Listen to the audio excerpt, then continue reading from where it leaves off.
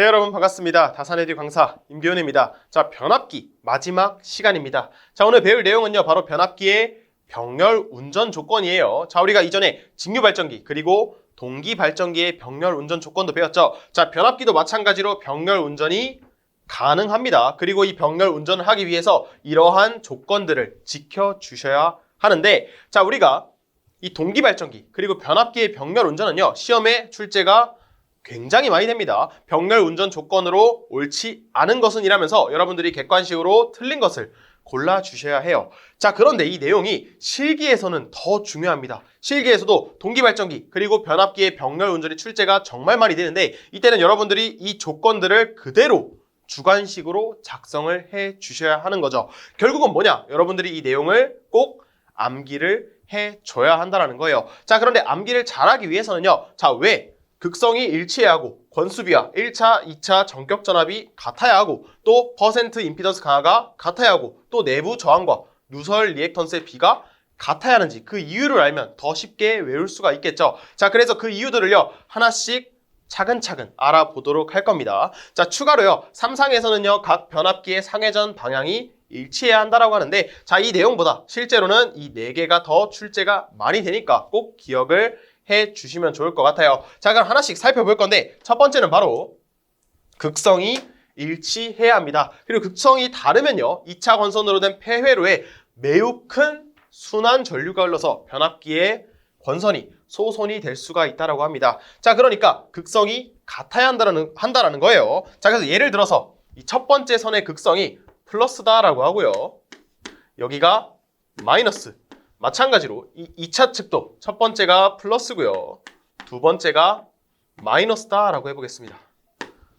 자, 그럼 이때 지금 변압기의 첫 번째 선을 보시면요, 플러스에 연결이 되어 있고요, 그리고 두 번째 선은 마이너스. 비변압기도 첫 번째 선은 플러스, 두 번째 선은 마이너스에 연결돼 있다. 즉 극성이 같다라는 것을 알 수가 있어요. 실제로는 이렇게 병렬 운전을 해야 한다는 거겠죠. 자, 그럼 왜 극성이 같아야 하냐? 자, 예를 들어서 지금 제가 이 변압기의 권수비를요, 한번 2대 1이다 라고 한번 가정을 해보겠습니다.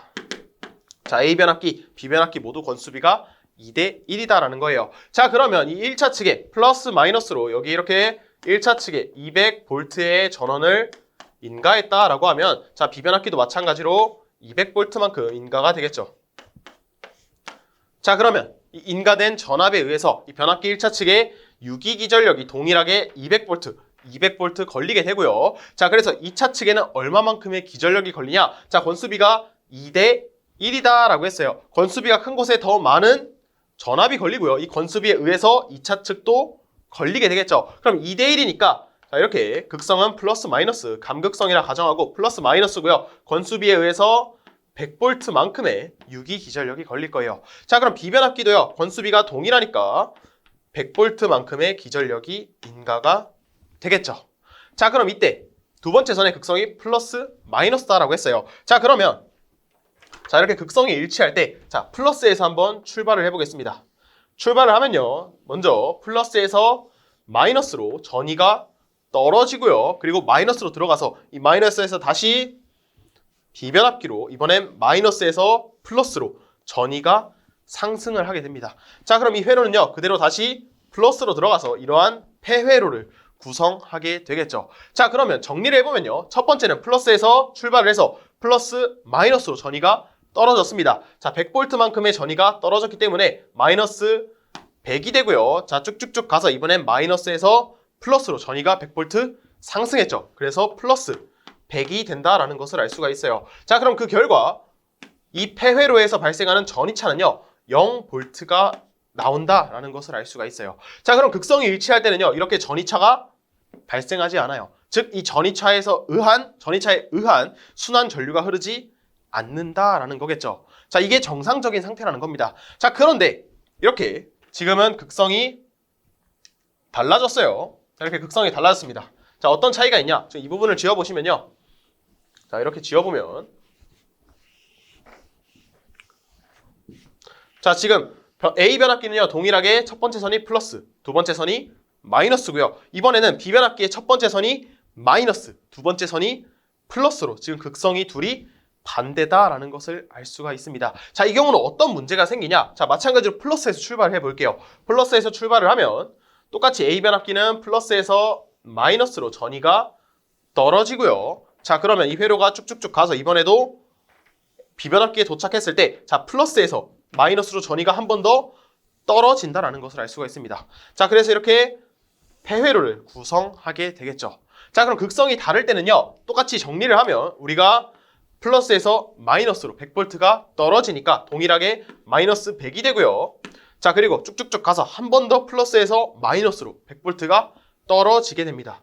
자, 그럼 한 번 더 마이너스 100이 돼서 이때는 그 전위차가 마이너스 200V만큼의 전위차가 발생을 한다라는 거예요. 자, 그럼 우리가 전위차가 발생을 했다라는 거는요. 지금 이 폐회로에 전위가 높은 곳에서 낮은 곳으로 전류가 흐르게 되겠죠. 즉 순환 전류가 흐른다라는 겁니다. 그런데 그 순환 전류는요. 바로 200V만큼의 순환 전류가 흐른다라는 거고 이 변압기의 2차 측 유기기 전력이 100V인데 그거보다 2배나 더 큰 200V만큼의 순환 전류가 흐른다라는 겁니다. 자, 그럼 이렇게 큰 순환 전류는요. 당연히 이 변압기에 문제를 일으키겠죠. 전류가 흐르면서 건선이 과열되고 이 건선이 소손이 될 우려가 있다라는 겁니다. 자, 그렇기 때문에 우리는 이렇게 극성이 반대가 아니라 이전과 같이 극성을 동일하게 플러스면 마이너스, 플러스면 마이너스로 연결을 해줘야 한다는 거예요. 자, 이렇게 극성이 일치해야 하고요. 두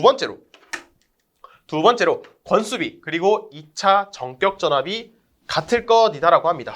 자, 여기서 이 권수비와 전격 전압은요. 결국 동일한 의미예요. 자, 왜 그런지 한번 살펴보도록 하겠습니다. 자, 여기서 이 부분은 그냥 동일하게 지우겠습니다. 지우고 나머지는 그대로 냅둬 보도록 할게요. 자, 동일하게 플러스 마이너스이고요. 아, 지금 이렇게 그림이 조금 다르니까 여기도 지워보도록 하겠습니다. 자, 그럼 플러스 마이너스일 때, 자, 이번에는 권수비와 전격 전압이 같아야 한다는 겁니다. 자, 그러면 먼저 권수비가 같아야 하는 조건을 먼저 볼게요. 자, 권수비가 같을 경우는요, 이전에 동일하죠. 저희가 아까 2대 1이다라고 했고요. 2대 1이다라고 했을 때 저희가 200V만큼의 전원을 인가하고 마찬가지로 200V의 전원을 인가했을 때 2차 측은요, 100V 그리고 100V만큼의 기전력이 유기가 되었었죠. 자, 이 경우에 자, 플러스에서 출발했을 때 순환 전류가 0이었습니다. 순환 전류가 0이었어요. 왜냐하면 전위차가 발생하지 않았었으니까. 자, 그러면 이번엔 반대로 권수비를 다르게 해줘 볼게요. 지금은 2대1로 동일한데 한번 다르게 해본다는 겁니다. 지금 교재는요. 지금 10대5 그리고 10대3이라고 되어 있죠. 자, 그래서 우리가 권수비를요. 이번에는 10대5이고요. 그리고 비변압기는 10대3이다 라고 해보겠습니다.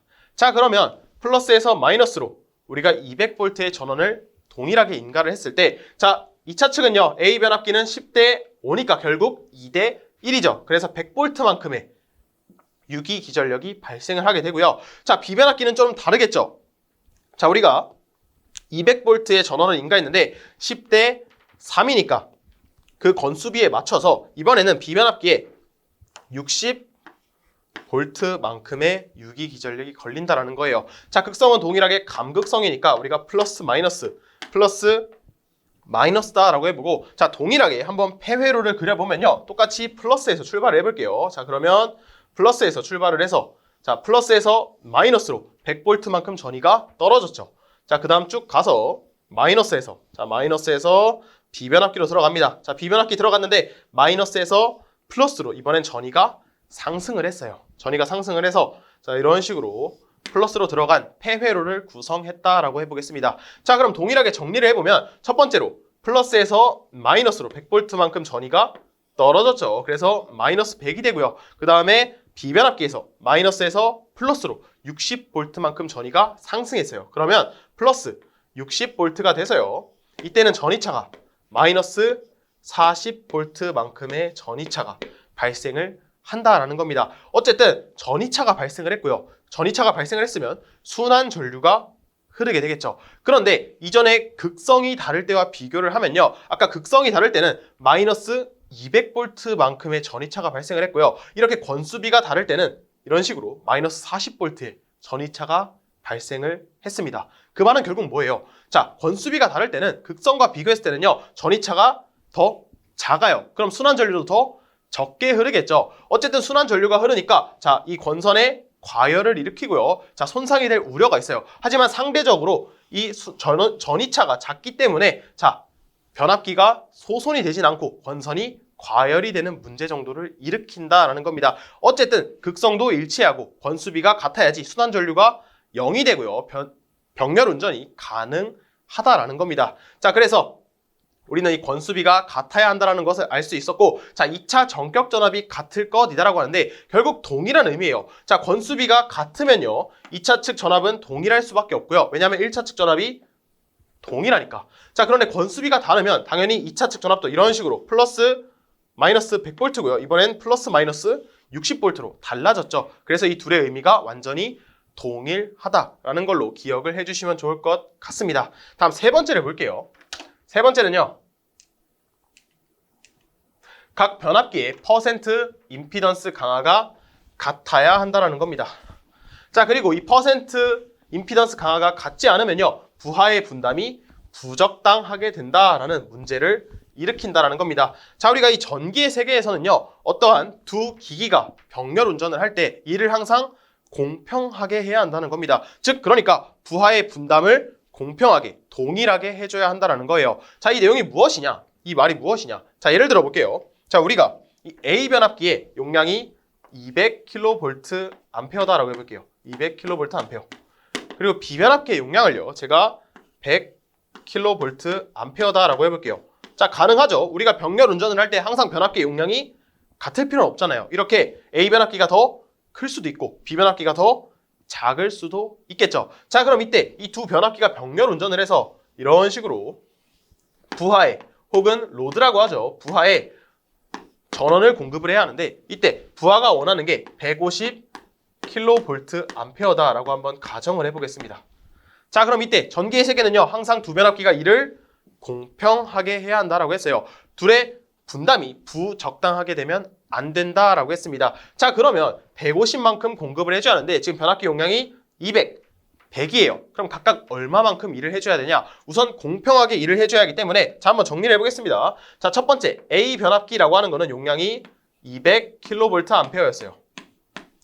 자, 그러면 A 변압기 용량이 훨씬 더 크죠. 자, 그럼 이 경우는 A 변압기는 얼마만큼 일을 하냐? 바로 100kVA만큼 부하에 공급을 해줘야 할 겁니다. 그 다음 B 변압기는요, 용량이 100kVA라고 했어요. 자, 그럼 이 경우는 B 변압기가 얼마만큼 일을 해줘야 되냐? 바로 50kVA만큼의 이 부하에 공급을 해줘야 할 거예요. 자, 지금 150인데 150이니까 우리가 더하면 150이죠. 그래서 일치한다라는 것을 알 수가 있고, 지금 보시면요, 자, A 변압기는 200에서 100만큼 공급을 했어요. 즉 50%만큼 일을 했다, 분담을 했다라고 할 수가 있겠죠. 자, B 변압기도요, 지금 보시면 100에서 50으로 마찬가지로 50%만큼 일을 분담했다. 즉 두 변압기가 분담하는 양이 동일하다라는 것을 알 수가 있습니다. 자, 이 경우는요, 병렬 운전이 가능하다라는 거예요. 가능합니다. 자, 그래서 지금 100만큼 일을 했고요. 그리고 50만큼 일을 했다라고 했는데 이거를 식으로 한번 나타내 보도록 할게요. 자, 우리가 이 100kVA는 어떻게 나온 거냐? 자, 우리가 이 2차 측의 전압과 그리고 A 변압기에 흐르는 2차 측 전류를 곱해주면 되겠죠. 자, 그래서 2차 측 전류 I2인데 A 변압기니까 I2A다라고 해보고요. 그리고 B 변압기는 마찬가지로 2차 측 전류와 2차 측 전압을 곱한 게 바로 50kVA가 되는데 그때의 전류를 I2B다라고 해볼게요. 자, 그럼 이 100kVA는 어떻게 나왔냐? 동일하게 2차 측 전압에다가 2차 측 전류 I2A를 곱한 것이 되고요. 50kVA는 V2에다가 I2B만큼 곱한 것이다 라는 것을 알 수가 있어요. 이때 V2는 왜 동일하냐? 자, 우리가 조건이 뭐가 있었죠? 권수비가 일치해야 하고요. 그리고 2차 측 전격 전압이 같아야 한다라고 했잖아요. 자, 어쨌든 병렬 운전이 가능하다라고 하는 거는 병렬 회로에서 전압은 동일하죠. 그러니까 지금 2차 측 전격 전압이 동일하다라는 거예요. 병렬 운전이 가능할 때는 결국에 V2로 동일하기 때문에 이런 식으로 약분이 가능하겠죠. 자, 그럼 이때 자, I2A만큼의 전류가 흘러서 100만큼 공급을 해야 하고요. B만큼 흘러서 50kVA를 공급을 해줘야 한다는 겁니다. 자, 그러면 I2A와 I2B를 비교했을 때 누가 더 많은 전류가 흘러야 하냐? 자, 우리가 전류는 곧 부하다라고 했어요. 부하를 많이 필요하는 곳일수록 더 많은 전류가 흘러야 되고요. 부하가 덜 있는 곳일수록 전류가 덜 흐른다라고 했습니다. 자, 그러면 부하가 더 많이 필요한 것에는 전류가 더 많이 흘러야 되겠죠. 상대적으로 이 50만큼 공급하는 I2B는요. 전류가 I2랑 비교했을 때 2배 적게 흐른다라는 것을 우리가 알 수가 있습니다. 자, 그러면 전류가 2배만큼 더 흐른다라고 한다면 자, 우리가 이 변압기의 코일에는요. 임피던스 성분이 있다라고 했어요. 자, 이 코일에 임피던스가 있는데 그때 임피던스를 ZA다라고 하고요. 비변압기도 마찬가지로 이 코일에 임피던스가 있고 그때 임피던스를 ZB다라고 해볼게요. 자, 그러면 전류가 A 변압기는 2배 더 많이 흘러야 한다고 했어요. 그러면 전류가 2배 더 많이 흐르기 위해서는 임피던스는 이 B랑 비교했을 때 2배 더 적어야 되겠죠. 그렇죠. 전류가 더 많이 흐르려면 임피던스 성분은 조금 있어야 하니까. 반면에 이 B 변압기는 상대적으로 임피던스 성분이 2배 더 많다라는 것을 알 수가 있습니다. 알 수가 있어요. 자, 그렇죠. 전류가 더 많이 흐르기 위해서는 임피던스가 적어야 하니까. 자, 그럼 이 임피던스에서 발생하는 전압 강화는 어떻게 구하냐? 이 ZA와 이 I2A를 곱해준 게 바로 이 변압기에서 발생하는 전압 강화가 되겠죠. 즉 임피던스 강화가 된다는 겁니다. 그럼 이 임피던스 강화의 비율을 따져보면은 이 A 변압기와 B 변압기는 서로 동일할 수밖에 없겠죠. 왜냐하면 전류가 큰 만큼 임피던스는 작으니까 이 둘을 곱한 것에 대한 비율이나 이 둘을 곱한 것에 대한 비율이 서로 동일하다는 거예요. 그래서 지금 문제 조건을 보시면요. 이 변압기 병렬 운전 조건을 보시면 이 퍼센트 임피던스 강화가 같아야 한다는 것이 결국 이 말을 의미한다라는 겁니다. 그래서 우리 이 내용을 가지고요. 하나의 식을 뽑아낼 수가 있어요. 우리 지금 교재를 보시면 팁박스에 적혀 있는데 자, 이렇게 부하 분담 공식을 뽑아내 보겠습니다. 자, 우리가 이 부하 분담 공식은요. A 변압기가 일한 양분의 다시 이 변압기 A가 일한 것에 B 변압기가 일한 것으로 나눠줄 수가 있고요. 이 식을 어떻게 표현을 할 수가 있냐. 여기서 이 PA다라고 하는요. 실제 일한 양입니다. 즉 100kVA가 되고요. PB는 50kVA다라는 거예요. 이 식을 어떻게 표현하냐. 바로 크기에는 비례하고요. 실제 A 변압기의 크기 그리고 B 변압기의 크기에는 비례하다라고 할 수가 있어요. 자, 보시면 A 변압기가 용량이 더 크죠. 더 크니까 더 많은 일을 했고요. B 변압기는 더 작으니까 상대적으로 일을 덜 했습니다. 즉 비례한 관계다라는 것을 알 수가 있고요. 반대로 임피던스는요. 임피던스는 작은 게 더 많은 일을 했죠. 큰 게 더 일을 덜 했습니다. 즉 반비례한 관계다라는 것을 알 수가 있어요. 그때 이 임피던스를요. 퍼센트 임피던스로 비율로 따졌을 때 이렇게 반비례하다. 이번에는 분모로 이런 식으로 들어가지게 된다라는 겁니다. 즉 A와 반대고요. 크로스로 되어 있죠. 반비례한 관계다라는 거예요. 이렇게 부하 분담 공식을 뽑아낼 수가 있는데 여러분들은 이 개념을 가지고요. 이 공식을 기억을 해 주셔야 한다는 겁니다. 이 공식이 필기에서도 정말 잘 나오고요. 실기에서도 단골 문제로 출제가 되니까 꼭 기억을 해 주어야 한다는 겁니다. 이 개념 안에 결국 퍼센트 임피던스 강화가 같을 것이 포함이 된다는 거예요. 자, 이 내용을 기억해 주시고 자, 지금 교재 밑에를 보시면요. 예제가 있습니다. 예제. 자, 예제를 한번 풀어보도록 할게요. 이렇게 공식만을 남기고 한번 지워보겠습니다. 자, 지금 문제를 보시면요. 3150대 210V인 변압기 용량이 250kVA 그리고 200kVA이고 퍼센트 임피던스 강화가 각각 2.5%, 3%일 때 그 병렬 합성 용량이 얼마인지를 묻고 있습니다. 자, 그러니까 이 부하 분담 공식을 이용해서 한번 풀어보면요. 자, 우리가 지금 변압기 용량이 200kVA인데 이때 250을 A 변압기다라고 하고요. 200을 B 변압기다라고 해볼게요. 그럼 여기에 그대로 대입을 해주시면요. 자, 우리가 여기다가 적어보겠습니다. 자, 여기다가 자, 일한 용량, 실제 일한 거는 소문자로 PA, PB로 할 수가 있고요. 자, 실제 용량은요. 우리가 A 변압기가 250으로 지금 비례한 관계죠. 250이고요. 자, B 변압기는 200이다라고 했습니다. 자, 그리고 퍼센트 임피던스 강화는 반비례인데 각각 2.5% 그리고 B 변압기는 3%다라고 했어요. 자, 이걸 계산을 해주시면요. 그 값이 5가 나온다라는 것을 알 수 있습니다. 그럼 결과적으로 PA, 즉 A 변압기가 실제 한 일은요, B 변압기가 한 일보다 1.5배 더 많이 해야 한다라는 식을 뽑아낼 수가 있어요. 즉 B 변압기보다 A 변압기가 1.5배 더 일을 많이 해야 한다는 겁니다. 자, 그럼 이 내용을 가지고요, 우리는 두 가지 경우의 수를 뽑아낼 수가 있어요. 자, 어떤 경우의 수냐? 자, 첫 번째로 A 변압기가 최대로 일을 했다라고 해볼게요. A 변압기가 최대, 즉 용량 250인데 250만큼 일을 했다라는 겁니다. 그러면 A 변압기가 일한 용량은 250kVA가 되겠죠. 자, 그럼 이때 B 변압기는요, A 변압기가 일한 용량의 1.5배만큼 일을 덜 할 수 있다라고 했어요. 그러면 1.5분의 1로 표현을 할 수가 있겠죠. 이걸 계산하시면요, 166.67kVA가 나옵니다. 즉 B 변압기는 166.67kVA만큼 일을 해야 한다는 거예요. 자, 그러면 B 변압기 용량은 200이다라고 했어요. 그런데 일하는 양이 166.67이니까 충분히 일을 해낼 수가 있겠죠. 최대 용량보다 더 적으니까. 자, 다음 두 번째는요, 이번에는 B 변압기가 다른 색깔로, 이번에는 B 변압기가 최대로 일을 해볼게요. 자, B 변압기가 최대로 일을 한다는 거는 B 변압기가 200kVA인데 200만큼 일을 한다는 거예요. 즉 200만큼 B 변압기가 일을 한다라는 거고, 자, 그럼 A 변압기는 B 변압기가 일한 거에 1.5배를 더해야 하니까, 자, 200 곱하기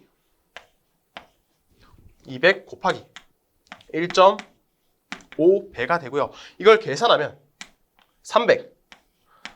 300kVA가 나온다라는 것을 알 수가 있습니다. 자, 그럼 B 변압기는요, 200만큼 일을 할 수가 있어요. 그런데 A 변압기를 보시면 지금 최대가 250이에요. 근데 300만큼 일을 해야 한다는 거예요. 그러면 최대 용량에 더 이상이 되죠. 즉 과부하가 걸린다는 겁니다. 그래서 이 경우는요, 존재할 수가 없다. 이 경우는 가능하지 못하다라는 겁니다. 그래서 우리는 이 첫 번째 경우의 수가 모두 가능한 조건이 된다는 거고, 이 병렬 합성 용량을 계산하시면요, 이렇게 250 더하기 166.67을 해서 정답을 골라주시면요, 정답이 416.67kVA가 나온다는 겁니다. 그래서 이 내용을 가지고요, 이런 식으로 문제가 출제가 될 수 있다는 거예요. 그래서 꼭 기억을 해주시면 좋을 것 같습니다. 자, 다음을 보시면, 다음은 각 변압기의 내부 저항과 누설 리액턴스의 비가 같아야 한다고 합니다. 그리고 만약 다를 경우에는요, 각 변압기의 위상차가 발생을 해서 동선이 증가한다라고 합니다. 그래서 지금 변압기를 보시면요, 이렇게 변압기가 병렬로 연결이 되어 있고요. 그 안에 내부 저항 그리고 누설 리액턴스의 비를 보시면 지금 저항이 2고요. 리액턴스가 3이에요. 2대 3이고, 반면에 변압기 두 번째, 변압기 2는요, 3대 2로 지금 그 비가 다르다라는 것을 알 수 있습니다. 이 경우는요, 병렬 운전이 안 된다라는 거예요. 자, 그럼 왜 안 되냐? 지금 부하에 전류가 50만큼 흐른다라고 합니다. 자, 그럼 이 내용을 가지고요, 각각의 변압기에 흐르는 전류를 한번 계산을 해 볼게요. 자, 우리가 병렬 회로에서 전류 분배는 어떻게 된다라고 했었죠? 자, 우리가 이 병렬 회로에서 전류 분배는요, 자, 우리가 하얀색으로, 자, 우리가 전류 분배, 즉 A 변압기, 아니죠, 1변압기, 변압기 1, 첫 번째 변압기에 흐르는 전류를 한번 계산해 볼게요. 그러면 부하에 흐르는 전류가 50이다라고 했습니다. 자, 50이면 이 전류 분배를 어떻게 했냐? 자, 회로 이론이죠. 자, 우리가 각각의 임피던스를 더해줬죠. 자, 그래서 첫 번째 변압기는 2 플러스 J의 3이 되고요. 자, 변압기 2는 우리가 3 플러스 J의 2가 된다라는 것을 알 수가 있어요. 이렇게 두 변압기의 임피던스를 더해주고요. 자, 분자는 뭐가 되냐? 내가 변압기 1의 전류를 구하고 싶죠. 그럼 변압기 2의 임피던스, 즉 남의 임피던스가 들어갔었죠. 그래서 3 플러스 J의 2가 된다라는 것을 알 수가 있어요. 자, 이거를 계산하시면 25 마이너스 J의 5 암페어가 흐른다라는 것을 알 수 있습니다. 자, 그렇죠. 이렇게 J의 5가 흐른다라는 것을 알 수가 있고, 자, 그럼 변압기 2의 전류를 한번 계산을 해 볼게요. 자, 마찬가지로 동일하게 부하에 흐르는 전류 50에다가 마찬가지로 분모는 2 플러스 J의 3이 되고요. 그리고 3 플러스 J의 2로 각각의 임피던스를 더해주고 남의 임피던스가 분자에 온다라고 했어요. 그래서 2 플러스 J의 3이 돼서 자 이걸 계산하시면 25 플러스 J의 5A가 흐른다라는 것을 알 수 있습니다. 자, 이 내용을 정리를 하면요. 이렇게 A 변압기는요. 이런 식으로 먼저 25만큼의 유효분 전류가 흐르고요. 25만큼 그리고 마이너스 5J만큼의 무효 전류가 흐르게 되겠죠. 자, 그럼 반대로 다른 색깔로 해보겠습니다. 좀 구분을 할 수 있게. 자, 무효 전류는요. 초록색으로 마이너스 5J만큼 흐르게 된다는 거예요. 자, 변압기 2는요. 마찬가지로 유효 전류가 25A가 흐르고요. 자, 무효 전류는 얼마만큼 흐르냐?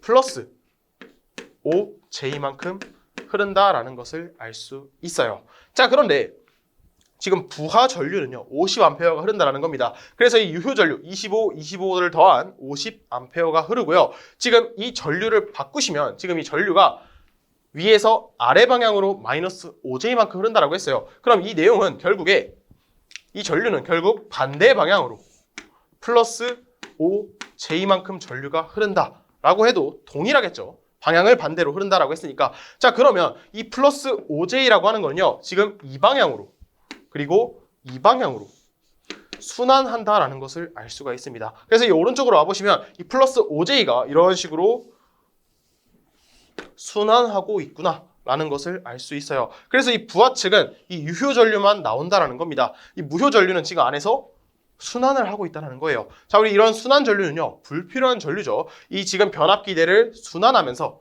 그 안에 저항에 있는 손실을 발생하고 동손이 증가한다라는 겁니다. 그렇기 때문에 우리는 이 변압기 안에 있는 내부 저항과 누설 리액턴스 성분이 동일해야지만 이 병렬 운전이 가능하다라는 조건을 가지게 된다는 겁니다. 이 내용까지 기억을 해주시면 좋을 것 같고요. 다음을 보시면 자, 3상에서는 각 변압기의 상회전 방향 및 변이가 같을 것이라고 하는데 이 내용은 거의 출제가 안 되니까 그냥 그런 게 있구나. 3상일 때는 상회전 방향 및 변이가 같아야 하는구나 라고 하고 그냥 기억해 주시고 넘어가 주시면 될 것 같아요. 자, 이렇게 병렬 운전에 대해서 알아보았고요. 지금 교재 밑에를 보시면요. 3상 변압기 군의 병렬 운전 조합이 있습니다. 여기서 핵심은 지금 제가 적어놨는데 짝수만 가능하다라는 겁니다. 자, 그래서 지금 병렬 운전 가능 결선을 보시면요. 자, 이렇게 델타 이렇게 델타끼리 짝을 이루었죠. 짝수로 이루어져 있고요. YY 마찬가지로 짝수라는 거고. 자, Y 델타인데 자, Y랑 Y 델타랑 델타 짝수로 이루었고 나머지도 짝수로 이루었고 그렇다라는 것을 알 수 있습니다. 자, 그럼 병렬 운전이 불가능한 건 뭐냐? 이런 식으로 델타 Y는 이런 식으로 델타 짝수로 이루어지는데 얘네 둘이 짝을 이루지 못했죠. 즉 홀수일 때는 병렬 운전이 불가능하다라는 겁니다. 마찬가지로 YY 짝수로 이루었는데 얘네들 따로 놀고 있죠. 이럴 때는 병렬 운전이 불가능하다라는 겁니다. 자, 그럼 시험에서 뭐가 출제가 되겠어요? 자, 이렇게 짝수가 가능하다라고 했는데 짝수는 굉장히 많죠. 자, 그러면 병렬 운전이 불가능한 결선은 무엇인가요? 라고 출제가 되니까 여러분들이 홀수는 불가능하구나 라는 것을 기억을 해 주시면 좋을 것 같습니다. 자, 여기까지 하시면요. 병렬 운전에 대한 문제는 다 맞출 수 있을 거라 생각을 해 주시면 좋을 것 같습니다. 자, 계속해서 특수 변압기에 대해서 알아보겠습니다. 자, 첫 번째로 나와 있는 것이 바로 단권 변압기예요. 자, 이 단권 변압기는 정말 중요합니다. 자, 필기에서도 굉장히 출제가 많이 되고요. 게다가 또 이 내용도 실기에서도 출제가 되는 내용 중에 하나예요. 자, 그런데 선생님 왜 계속 나 지금 필기 공부하고 있는데 왜 실기 나오는 내용까지 미리 알려주냐라고 하시는데 자, 필기에서도 나온다라고 했어요. 출제율이 굉장히 높습니다. 자, 그런데 실기에서도 높아요. 자, 그러면 여러분들이 필기 따시고 실기도 준비하실 거잖아요. 자, 그런데 바로 준비하는데 필기에서 배웠던 내용 다 잊어먹으시면 결국 실기 공부할 때 또 돌아온다라는 겁니다. 자, 그렇기 때문에 필기에서도 어차피 잘 나오는 거 이번 시간에 그 개념을 마스터해 주시면요. 실기에서도 충분히 기억이 날 수 있다라는 겁니다. 자, 여러분들이 운전면허를 딸 때 나 필기까지만 따고 나 운전면허 있어 라고 하지 않잖아요. 자, 전기 자격증도 필기만 따고 끝나는 거 아니라 실기도 있으니까 자, 이번 시간에 잘 정리해 주시면 좋을 것 같습니다. 자, 한번 그럼 알아볼게요. 자, 이 단권 변압기가 무엇이냐?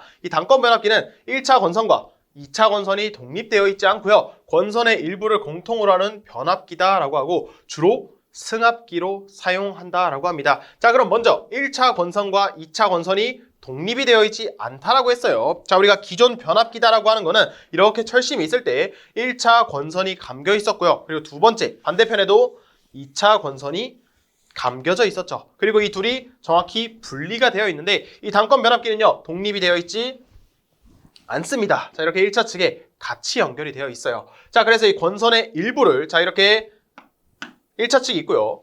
2차 측이 있을 때 그 권선의 일부를 지금 같이 함께 사용하고 있는 변압기를 단권 변압기다라고 합니다. 그리고 이 권선법에 따라서 이 1차 측의 권수가 더 많고 2차 측이 더 적으면요. 강압기라고 하고요. 자, 이렇게 그림에 나와 있는 것처럼 자, 이렇게 공통으로 권선이 되어 있고 지금 공통으로 감겨져 있는 게 1차 측이죠. 그 외에 2차 측에 더 많은 권수가 감겨져 있으니까 이 경우는 승합기로 동작을 한다는 겁니다. 내가 1차 측에 전압을 인가했을 때 2차 측에 더 높은 전압이 걸린다는 거예요. 자, 그래서 이렇게 지금 교재에는 승합기로 나와 있는데 주로 승합기로 출제가 된다는 겁니다. 승합기로 사용하기 때문에. 자, 그래서 지금 이 단권 변압기를요. 한번 등가회로로 나타내 볼게요. 지금 이 변압기 구조가 아니라 등가회로로 나타내면 이런 식으로 표현을 할 수가 있는데 자, 지금은 단상이죠. 그러니까 단권 변압기 한 대일 때, 자, 한 대로 이렇게 단상으로 공급할 때 그 등가회로를 한번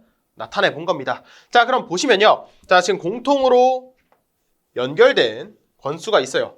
자, 이렇게 1차 측과 2차 측이 공통으로 사용하는 권수가 있습니다. 이 권선을 뭐라 하냐? 바로 불로권선 혹은 공통이 되어 있기 때문에 공통권선이다라고 합니다. 그리고 1차 측에 감겨져 있는 권선은 바로 이 불로권선만 해당이 되겠죠. 자, 반면에 2차 측은요. 2차 측은 추가로 더 감겨져 있는 부분이 있어요. 이런 식으로 추가로 더 감겨져 있는 부분이 있는데 이러한 권선을 뭐라 하냐? 바로 지금 직렬이죠. 직렬이다 해서 직렬권선이다라고 부르게 됩니다.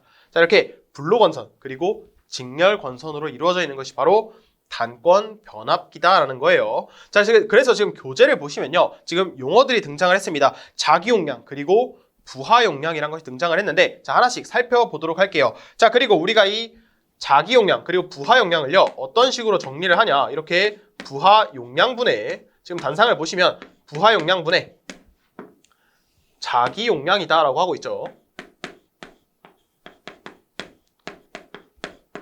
자, 이때 한번 자기용량을 먼저 나타내 볼게요. 자기용량. 자, 자기용량은요. 자, 어떤 부분을 차지하냐? 바로 이 직렬권선에 의한 용량을 우리는 자기용량이다라고 합니다. 그리고 이 자기용량을 또 어떻게 말을 하냐? 변압기 자신의 용량, 즉 이 단권 변압기의 용량을 묻는다라고 한다면 우리는 자기용량, 즉 직렬권선에 의해서 만들어진 용량을 우리는 자기용량이다라고 합니다. 자, 그럼 이 자기용량을 한번 계산을 해볼게요. 자, 우리가 지금 1차 측 전압을요. V1이다라고 했어요. 자, V1이다라고 했고 2차 측 전압을 V2다라고 했습니다. 자, 그럼 이 직렬권선에 걸리는 전압은 어떻게 되냐? 바로 이 V2에서 V1을 빼준 만큼이 걸리게 되겠죠. 왜냐하면 지금 V2가 이만큼이고 V1이 이만큼이면 자, 이 직렬권선은요. 이만큼의 전압이 걸리니까 여기서 이만큼을 빼주면 되겠죠. 그래서 V2 V1이 된다라는 겁니다. 그래서 이 자기용량을 정리를 하면요. 자, 용량이다라고 하는 거는 P는 VI였죠. 그래서 V가 V2 V1이 되고요. 자, I는 어떻게 되냐? 자, 우리가 이 2차 측에 흐르는 전류를 I2다라고 했어요. 자, 그래서 이 I2가 이 직렬권선에 흐르니까 이 I2를 고려해 주시면 되겠죠. 그래서 I2를 곱해주면 이게 바로 자기용량이 된다는 겁니다. 다음 부하용량인데 부하용량은 간단하죠. 그냥 V2에다가 마찬가지로 I2를 곱해주시면 이게 바로 부하에 걸리는 용량이 되겠죠. 그래서 부하용량을 어떻게 적냐? 바로 V2 곱하기 I2다라고 부르게 됩니다. 자, 이런 식으로 정리를 할 수가 있어요. 자, 그러면 여기서 I2는 약분이 되겠죠. 약분이 돼서 어떤 식을 뽑아낼 수가 있냐? 우리는 이 부하용량분의 자기용량이다라고 하는 거를 V2분의 V2 마이너스 V1이라고 부르게 됩니다. 자, 그럼 이때 V2는요. 2차 측 전압이죠. 즉 여기 1차 측이 저압이고요. 상대적으로 2차 측이 고압이니까 고압측 전압이다라고 하고요. 이 V2-V1이 결국 뭐죠? 이 직렬권선에 걸리는 전압, 즉 1차 측에서 전압을 인가했을 때 2차 측의 전압이 어떻게 됐죠? 승합이 되었죠. 그래서 V2-V1만큼 승합이 됐으니까 승합된 전압이다라고 표현을 합니다. 그래서 지금 이렇게 단상일 때는요. V2분의 V2-V1으로 이 부하용량분의 자기용량을 표현한다라는 겁니다. 전혀 외울 게 아니죠. 여러분들이 충분히 유도를 해서 여러분들이 이해를 해서 이 식을 뽑아낼 수 있어야겠습니다. 시험에서는 어떻게 출제가 되냐? 이렇게 각각 전압이 주어지고요. 뭐 자기용량을 구하거나 혹은 부하용량을 구하거나 이런 식으로 출제가 된다는 겁니다. 그래서 이 내용을 꼭 기억을 해주시면 좋을 것 같아요. 다음을 보시면요. 이번엔 단상 변압기가 아니라 이 단건 변압기 2대를 사용한, 지금 화면이 안 넘어가는데, 자 이렇게 V결선입니다. 단건 변압기를요 2대를 사용을 했어요. 자 이렇게 이 부분을 지우면 바로 이해가 되십니다. 자 이 부분은 그대로 남길게요. 자 이렇게 단건 변압기 한 대를 사용을 했고요. 또 한 대를 사용해서 지금 보시면 V 같은 형태를 이루고 있죠. 자 그래서 우리는 이것을 V결선이라고 부르게 됩니다. 자 어쨌든 개념은 동일해요. 마찬가지로 부하용량분의 자기용량을 계산을 해줘야 하는데, 자 우리가 부하용량은 바로 쉽게 계산을 할 수가 있겠죠. 자 지금 이 V결선을 통해서 우리가 삼상전원을 부하에 공급을 하고 있습니다. 부하에 삼상전원을 공급을 하고 있어요. 그럼 이때 부하용량은 어떻게 되냐? 우리가 삼상일 때 루트 3의 선간전압 곱하기 선전류가 있었고요. 혹은 3 곱하기 상전압에다가 상전류를 곱한 것으로 용량을 표현할 수가 있겠죠. 자 그런데 지금 문제에서는요. 문제가 아니라 지금 화면에서는 우리가 선간전압 그리고 선전류로 주어졌습니다. 자 그래서 루트 3으로 한번 표현을 해볼게요. 이 부하용량이다라고 하는 거는요. 결국 루트 3의 선간전압 V2에다가 선전류 I2를 곱한 것이다라고 표현을 할 수가 있겠죠. 있습니다. 자 그럼 자기용량은 뭐라 했었죠? 바로 직렬 권선에 의해서 만들어지는 용량이다라고 했습니다. 그래서 이것을 어떻게 표현을 했냐? 자 이곳에 걸리는 전압이 어떻게 되죠? 바로 자 지금 선간전압이 V2고요. 그리고 1차 측이 V1이에요. 그럼 이 직렬권선에 얼마가 걸리냐? 마찬가지로 V2 V1인 전압이 걸리게 되겠죠. 그래서 V2 V1에 자 전류를 해줘야 되는데, 자 지금 이 직렬권선에 I2만큼의 전류가 흐르죠. 그래서 I2를 똑같이 곱해 주시면 되겠다라는 겁니다. 자 그런데 이 V결선은요 단건 변압기 2대를 사용했어요. 자 그럼 2대를 사용했으니까 직렬권선도 2대가 있죠. 지금 이렇게 2대가 있다라는 겁니다. 자 그러면 이 자기용량도요 결국 2개에서 만들어지겠죠. 그렇기 때문에 V결선에서는 이 자기용량을 곱하기 2를 해서 직렬권선에 의한 용량을 이렇게 2개 모두 고려를 해줘야 한다는 겁니다. 그래서 V결선일 때 부하용량분의 자기용량은요 이런 식으로 표현을 할 수가 있고요. 마찬가지로 I2가 약분이 되면은요 이 식을 어떻게 표현할 수가 있냐? 자 루트 3의 V2에다가 이것분의 2 곱하기 V2 마이너스 V1이다라고 표현을 할 수가 있습니다. 이 내용에 의해서 이 식이 뽑아지게 된다라는 겁니다. 자 여기서 한 가지, 자 시험에서는요 이 V결선일 때 단건 변압기 한 대의 자기 용량을 물어볼 수가 있어요. 자 그런데 지금 여기 들어있는 자기 용량은요 이 V결선일 때 전체죠. 이 두 직렬 권선의 용량을 모두 합해줬습니다. 그러니까 2대 용량을 모두 고려해 준 것이죠. 자 그런데 문제에서는요 한 대의 단건 변압기의 자기 용량을 물어볼 수가 있어요. 자 그럼 이 2대일 때 자기 용량에다가 우리가 무엇을 곱해줘야겠습니까? 자 여기다가 2분의 1을 곱해줘야 한다. 자 한 대니까 우리가 지금 2대 분이니까 2로 나눠서 한 대의 분을 계산해줘야 한다는 겁니다. 자 이게 실수를 유발할 수가 있으니까 이 내용을 꼭 기억을 해주셔야겠습니다. 자 이렇게 V결선까지 알아보았고, 다음은요 Y결선 그리고 델타 결선인데, 자 이 내용은요 시험에 자주 등장하지는 않습니다. 자 실기에서는 충분히 나올 수가 있는데, 자 필기에서는 잘 나오지는 않아요. 자 나와도요 공식 정도만 묻는다라고 생각을 해주시면 좋을 것 같아요. 자 그래서 Y결선일 때 한번 그래도 우리가 부하용량 분의 자기용량을 한번 나타내 보도록 하겠습니다. 자 지금 선이 조금 이상해서 자기용량 자, 식으로 나타내면요. y 결선은 조금 쉽습니다. 자, 우리가 이전에 단상일 때와 동일해요. 그래서 v2분의 v2 마이너스 v1으로 나타낼 수가 있습니다. 자, 단상일 때와 식이 동일하다라는 거고요. 자, 델타는요. 지금 교재를 보시면 식이 엄청 복잡하다라는 것을 알 수가 있습니다. 자, 우리가 동일하게 부하 용량분의 자기 용량을 어떻게 표현을 하냐. 자, 굉장히 복잡해서 자, 이렇게 여러분들이 루트 3분의 1을 곱해 주시고요. 곱해 주시고 자, v1 곱하기 v2이고요. 자, 그 다음에 v2의 제곱 마이너스 그러니까 2차 측 전압에 제곱한 것에 v1의 제곱을 한 거다라고 표현을 해주시면 좋을 것 같아요. 자, 굉장히 복잡하죠. 그렇기 때문에 필기에서는 이 공식이 어떤 형태인지 정도만 묻고 그것조차도 시험에 출제가 잘 되지는 않습니다. 그래서 여러분들이 나는 좀 더 고득점을 노리고 싶다 하면 이 공식의 형태 정도만 기억을 해주시면 좋을 것 같아요.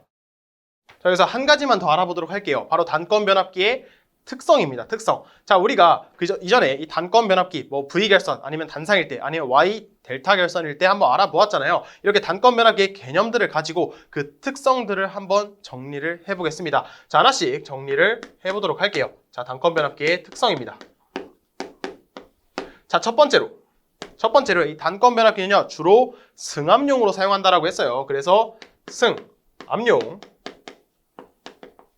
변압기이다 라는 특징이 있고요. 두 번째로요. 이 단권 변압기를 사용함으로써 우리가 자로라고 하는 것이 상대적으로 적게 필요하고요. 자로가 적게 필요하기 때문에 이 단권 변압기를 만드는 데 드는 재료가 절약이 된다라는 특징이 있습니다. 자, 여기서 이 자로가 무엇이냐? 자, 이 변압기는요. 우리가 코일이 감겨져 있고 이 코일에 의해서 자속이 발생한다라고 했습니다. 이때 자속이 흐르는 길을 우리는 자로라고 합니다. 우리가 차가 돌아다니는 길을요, 우리가 도로라고 하죠. 그래서 자속이 흐를 수 있는 길을 우리는 자로라고 하는데 단권 변압기는요, 2차 측의 권선이 감겨져 있지 않죠. 그렇기 때문에 이 자속이 이만큼만 흘러도 된다. 그렇기 때문에 자로가 줄어들고요. 자로가 줄어드니까 이 자속이 흐를 수 있는 철심도 덜 필요하겠죠. 그래서 이 철심을 만드는 데 필요한 재료가 절약이 된다라는 특징이 있게 됩니다. 다음 세 번째로. 자, 세 번째로요. 어떤 것이 있냐? 누설 자속이 적다. 누설 자속이 적고요. 자속이 적기 때문에 전압 변동률도 적다라는, 전압 변동률이 작다라는 특징이 있게 됩니다. 자, 우리가 단권 변압기는요. 1차 측 권선만 사용을 한다라고 했어요. 1차 측에만 권선이 감겨져 있는데, 자, 우리가 기존에 2차 측까지 감겨져 있었을 때는요, 우리가 이 누설 자속이다라고 하는 거는 이렇게 코일이 감겨져 있을 때 자속이 이렇게 철심으로 가지 못하고 외부로 누설되는 자속을 우리는 누설 자속이다라고 했어요. 자, 그런데 기존의 변압기는요, 이렇게 2차 측도 감겨져 있죠. 그럼 2차 측에서도 원래 누설 자속이 발생을 했는데 단권 변압기는 이 한 곳에서만 발생을 하니까 누설 자속이 적어지게 되겠죠. 자, 이렇게 누설 자속이 적어지니까 이 누설 자속을 만들기 위한 이 누설 자속을 만드는 누설 리액턴스도 당연히 떨어지게 되겠죠. 자, 그럼 리액턴스가 떨어지니까 전압 강화도 떨어지게 되겠죠. 이 리액턴스에 의한 전압 강화도 떨어지기 때문에 전압 변동률이 작다라고 할 수가 있는 것입니다. 자, 그럼 네 번째는요. 단락 전류가 크다라는 특징이 있습니다. 자, 이거는 이 위의 의미와 동일한데, 자, 우리가 이 누설 리액턴스가 작다라고 했어요. 자, 그러면 리액턴스가 작으니까 이 변압기 전체 임피던스도 결국 작아지게 되겠죠. 그런데 우리는 이 기본적으로 전류다라고 하는 거는 임피던스 분의 V다라고 표현을 할 수가 있는데, 여기서 임피던스가 작아지니까 이 전류는 커지게 되겠죠. 그렇기 때문에 단락 전류도 커진다라는 특징이 있다라는 겁니다. 자, 마지막 건수비가 1에 가까울수록 동선이 감소되어 효율이 좋다라고 하는데 이 내용을 한번 읽고 넘어가 주시면 됩니다. 크게 출제가 되진 않아요. 여기까지 하면 단권 변압기가 끝이 나게 됩니다. 다음은요. 자, 다른 것도 한번 살펴볼게요. 특수 변압기가 단권 변압기가 있는 것이 아니라 자, 이렇게 누설 변압기다라고 하는 것이 있습니다. 누설 변압기. 자, 지금 보시면 그림이 굉장히 신기하게 생겼죠. 자, 누설 변압기는 무엇이냐? 자, 누설. 우리가 누설 자속이다라고 했잖아요. 우리가 이렇게 코일에 자속이 흐르면요. 코일에 의해서 자속이 흐르면 모두 철심으로 흐르는 것이 아니라 누설되는 자속이 발생한다라고 했어요. 그런데 이 누설 변압기는요. 철심이 지금 보시면 이렇게 튀어나온 부분이 있습니다. 자, 이렇게 튀어나온 부분이 있기 때문에 이곳에서 누설되는 자속이 더 많아진다라는 겁니다. 즉, 누설 자속이 큰 변압기를 이렇게 의도적으로 누설 자속을 더 크게 한 것을 우리는 누설 변압기다라고 합니다. 자, 그러면 이 누설 자속이 크다라고 하는 거는요. 이 누설 변압기의 특징이죠. 누설 자속이 크다라고 하는 거는 이 누설 자속을 만들기 위한 누설 리액턴스 성분이 커진다라는 것을 알 수가 있어요. 자, 그럼 이 누설 리액턴스가 커지게 되면 아까 뭐라 했었죠? 전압 강화가 이 리액턴스에 의해 발생하는 전압 강화도 커진다라고 했습니다. 자, 그럼 전압 강화가 커지면 1차 측 전압에서 전압 강화가 발생한 나머지가 2차 측에 걸리게 되겠죠. 그렇죠. 자, 그런데 권수비를 고려를 했을 때 우리가 1차 측 전압이 있으면 여기서 전압 강화가 발생을 하고요. 이때 권수비에 의해서 유기기전력이 걸리는데 그때 전압 강화가 더 빼지게 되겠죠. 결과적으로 2차 측 전압은 어떻게 되냐? 결국 이 2차 측 유기기전력에서 전압 강화가 또 발생을 하니까 당연히 V2가 떨어지게 되겠죠. V2가 떨어진다라는 겁니다. 자, 그러면 이 누설 자속이 커지기 전에 만약에 전류가 증가를 하면요. 우리가 전류가 증가를 하면 당연히 누설 자속도 더 커지게 되겠죠. 자, 그럼 이렇게 전류가 증가를 했을 때 이렇게 전압 강화가 증가를 하고 결국 V2도 떨어진다라는 특징을 가지게 되겠죠. 그래서 지금 이렇게 곡선을 보시면요. 이렇게 전류와 전압에 대한 곡선을 보시면 전류가 증가를 하면 전압이 떨어진다는 특징이 있습니다. 그래서 이렇게 곡선이 전류가 증가할수록 전압이 떨어지게 돼요. 그때 일정한 비율로 떨어지게 됩니다. 그래서 이 누설 변압기의 특징이 무엇이냐? 이 누설 변압기는요. 이 누설 변압기라고 하는 거는 이렇게 하지 말고 첫 번째, 이 누설 변압기는 어떤 특징이 있냐? 첫 번째로 수하 특성이 있습니다. 자, 우리가 전류가 증가를 할 때 전압이 일정하게 떨어지는 것을 우리는 수하 특성이다라고 했어요. 그리고 이러한 수하 특성에 의해서 전압이 떨어질 때 어떤 일정한 소전류에 도달을 하게 되겠죠. 그래서 소전류에 도달을 해서 결국 일정한 정전류 특성을 가지게 됩니다. 전류가 일정해지는 정전류 특성을 가지게 된다는 거예요. 그리고 이러한 정전류가 필요한 대표적인 것이 뭐였죠? 앞전에도 우리가 이러한 정전류는 용접용에서 사용을 한다라고 했습니다. 그래서 이러한 누설 변압기를요, 용접용 변압기에서 사용을 한다라는 특징을 가지게 됩니다. 여기까지가 누설 변압기였어요. 자, 그 다음은 삼상 변압기입니다. 자, 이 삼상 변압기는 무엇이냐? 삼상 변압기는요, 우리가 이 단권 변압기를 기존에 3대를 사용해서 삼상 전원을 공급을 했었죠. 자, 그런데 이 삼상 변압기는 이런 변압기 한 대만으로 삼상 전원을 공급할 수 있는 변압기다라고 합니다. 그래서 기존에 하나의 단권 변압기를요, 이렇게 하나의 철심에서 감고 이런 것을 3개를 통해 우리가 삼상 전압을 공급할 수 있게 됩니다. 그럼 결과적으로 어떤 특징이 있냐? 자, 기존에는요, 변압기 3대를 사용을 했어요. 근데 한 대만으로도 충분하다라는 겁니다. 결국 3대를 만들 때 드는 철량보다 한 대를 만들 때 드는 철량이 더 작겠죠. 즉, 철의 양이 감소를 한다라는 겁니다. 그래서 이 삼상 변압기의 특징들은요, 전부 철의 양이 감소함으로써 발생을 한다라는 거예요. 그래서 특징들을 한번 정리를 해보면 이 삼상 변압기의 특징은 결국 철의 양이 감소를 했기 때문이고, 우리가 첫 번째로 장점에 대해서 한번 정리를 해볼게요. 자, 철의 양이 줄었어요. 철의 양이 주니까 당연히 재료가 당연한 겁니다. 당연한 거. 자, 여러분들이 그냥 보기를 봐도 충분히 이해를 할 수가 있어요. 재료가 떨어지니까 가격은 싸지게 되겠죠. 자, 가격이 싸지고, 그리고 철의 양이 덜 드니까 중량도 떨어지게 되겠죠. 무게가 가벼워진다는 겁니다. 자, 중량이 떨어지면요, 당연히 부피도, 크기가, 이 변압기의 크기도 작아지게 될 거예요. 그렇죠? 자, 그리고 철의 양이 떨어진다라고 했어요. 근데 우린 철에서 발생하는 철손이 있었죠. 철의 양이 떨어지니까 철손도 떨어지게 될 거예요. 철손이 떨어지니까 결국 철손이 떨어진다라고 하는 거는 손실이 줄은 거니까 효율은 높아진다는 장점이 있게 됩니다. 결국 다 철의 양이 줄어들기 때문에 재료 줄고 가격 싸지고 중량도 줄고 부피도 줄고 철손도 줄어서 효율이 좋다라는 장점이 있다라는 겁니다. 자, 반면에 단점은요. 자, 철의 양이 줄어서 어떤 단점이 있냐? 자, 철의 양이 줄어서 철의 양이 줄었다기보다는요. 자, 우리가 이렇게 기존에 3대를 사용했는데 한 대만을 사용한다라고 했어요. 그래서 한 대가 기존에 단건 변압기 3대를 사용했을 때 한 대가 고장이 나면은 그냥 그 한 대를 교체해주면 되었죠. 자, 그런데 이 삼상 변압기는 한쪽이 고장나면 그냥 이 전체를 통으로 갈아 주어야 합니다. 자, 그렇기 때문에 한 대 고장 시 자, 위에 이렇게 장점들이 있지만 한 대 고장 시에 결국 전체를 교체를 해줘야 한다는 단점이 있습니다. 전체를 싸그리 다 갈아줘야 한다는 거예요. 자, 그래서 예비기로는 부적합하다라는 특징이 있게 됩니다. 여기까지가 삼상 변압기였어요. 삼상 변압기. 자, 다음은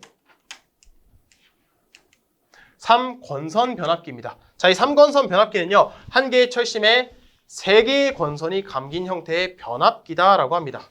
자, 그런데 자, 이전에 우리가 삼상 변압기다라고 하는 것도요, 하나의 철심에 3개의 권선이 감겨져 있었죠.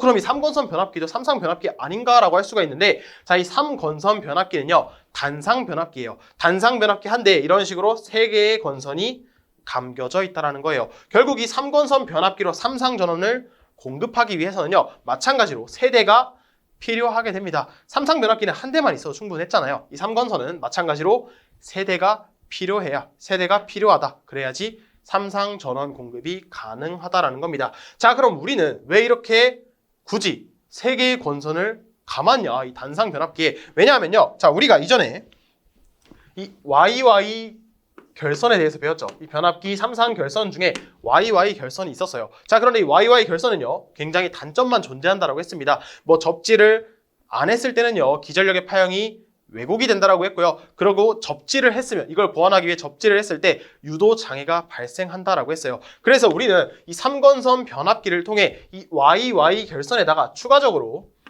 델타를 추가해서 YY 델타 결선을 만들게 됩니다. 이 결선을 만들기 위해서 이 3권선 변압기가 필요하다라는 겁니다. 그래서 이 3권선 변압기를 하면요, 당연히 어떤 장점이 있겠어요. 자, 이 3권선 변압기의 특징들을 적으면요, 첫 번째로, 자, 고조파를, 다시 3고조파를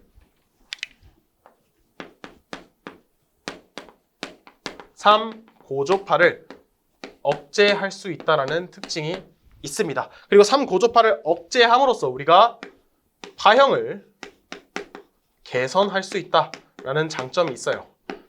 자, 우리가 기존에 YY 결선을 사용해서 접지를 하게 되면요, 접지를 하면 기전력의 파형은 예뻐지겠지만 그 유도 장애에 의해서, 그 접지선에 흐르는 제3고조파에 의해서 유도 장애가 발생하고 통신선에 그런 장애를 일으킨다라고 했잖아요. 그렇기 때문에 우리가 델타 결선을 추가를 합니다. 델타 결선의 특징이 뭐였죠? 제3고조파가 순환을 하기 때문에 이러한 유도 장애를, 통신선 유도 장애를 억제시켜 준다라고 했잖아요. 반대로 YY 결선에서 접지를 하지 않으면요, 우리가 3고조파가, 전류의 3고조파가 없기 때문에 기전력의 파형은 왜곡된다라고 했잖아요. 자, 그런데 우리가 이 델타 결선을 사용하면 3고조파가 순환을 하죠. 순환을 하기 때문에 우리가 기전력의 파형을 개선할 수 있다라는 겁니다. 결국 우리는 이 델타 결선을 추가함으로써 이 3고조파를 억제를 하고요, 파형을 개선시킬 수 있다라는 특징이 있게 됩니다. 다음 두 번째로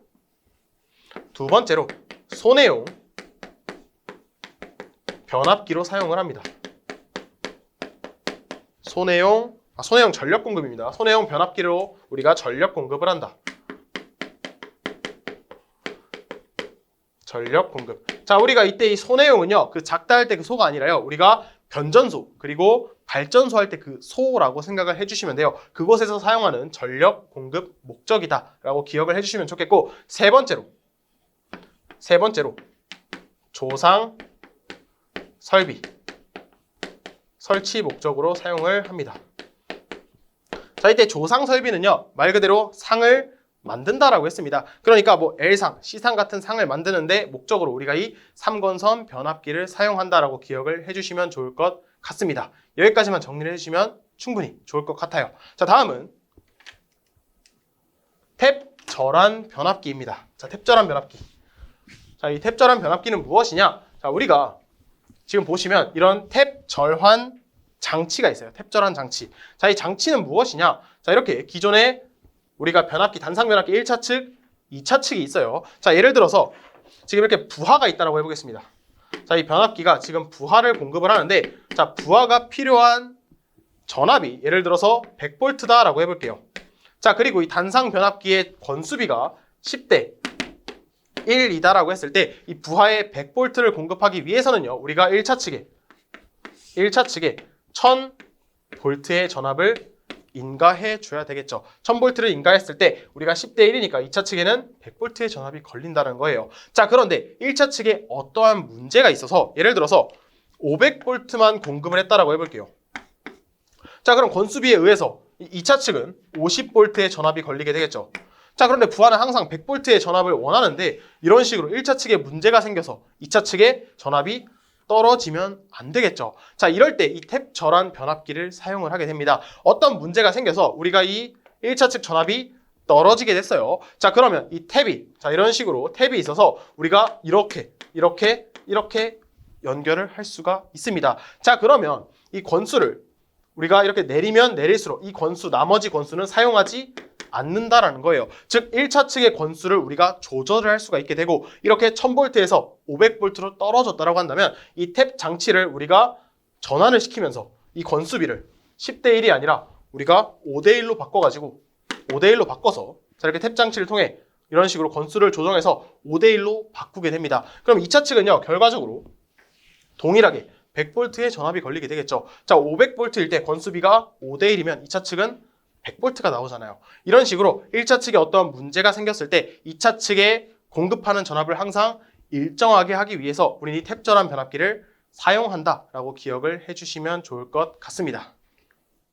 자, 다음은 계기용 변성기입니다. 자, 이 계기가 무엇이냐? 이 계기용 변성기의 계기는요, 우리가 계기, 즉 측정한다입니다. 자, 이때 무엇을 측정하냐? 바로 전압과 전류를 측정한다는 거예요. 이때 전압과 전류를 어떻게 측정하냐면 바로 변성기, 즉 바꿔서 측정을 해준다라는 겁니다. 자, 그러면 우리는 왜 바꿔서 전압과 전류를 측정하냐? 기본적으로 이 1차 측 전압과 전류는요, 굉장히 높은 고전압이고요. 또 전류가 많은 대전류가 됩니다. 자, 그래서 우리가 이것을 바로 측정을 하면 굉장히 위험할 수가 있겠죠. 그래서 이 계기용 변성기를 통해서 고전압은 저전압으로 낮춰주고요. 대전류는 소전류로 바꿔서 우리가 그 다음에 전류와 전압을 측정해서 그 전압비와 전류비를 가지고 이 1차 측이 이 정도의 전압이 걸리는구나, 이 정도의 전류가 흐르는구나를 우리가 계산할 수 있다라는 겁니다. 자, 그래서 이 계기용 변성기는요, 크게 두 가지가 있어요. 이 PT와 CT가 있는데, 자, 먼저 PT를 보겠습니다. 이 PT는요, 우리가 포텐셜 트랜스포머라 해서 전압을 바꿔주는 역할을 해요. 자, 이때 전압을 어떻게 바꾸냐? 우리가 1차 측의 고전압을요, 저전압으로 바꿔줍니다.